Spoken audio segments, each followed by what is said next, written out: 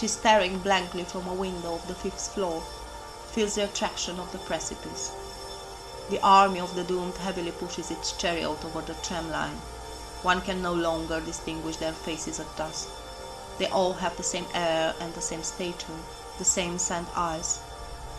Tense foreheads like bows aiming at the desert.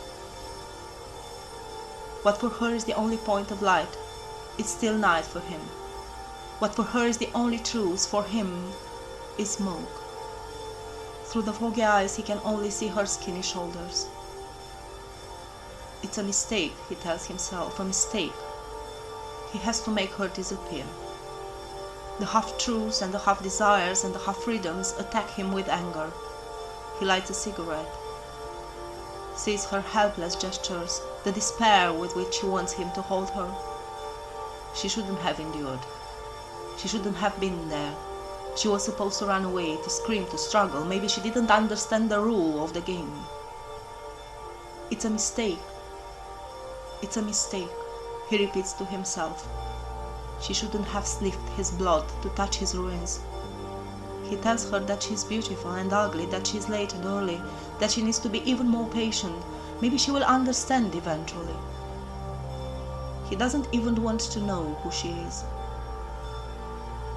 She's popped up in the window like a ghost, silent, and looks at him from another life. She measures his darkness in every gesture and every gasp, like an inquisitor. Her love makes him sick. He fights with everything he missed living, on all the voices that crush his lungs.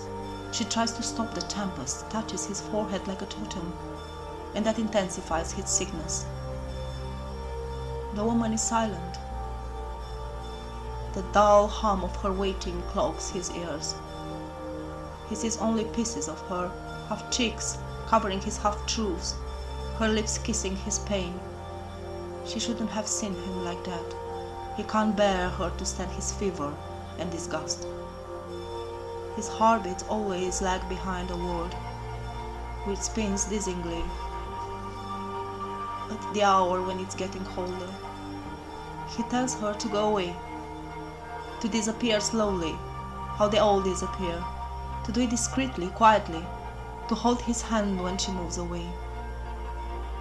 He asks her to bury the remains of desire as far as possible from the splendor of the sunrise.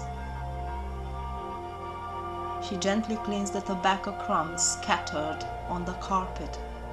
She tries to wash away the traces, even the invisible ones. She doesn't dare to open that window. The shabby furniture, the desolating Chinese nylon curtains look at her threateningly, put up walls between helplessness and ardor. Who is mourning whom? Who is arguing with whom? Who keeps her pinned there? She knows exactly what could put all the walls down.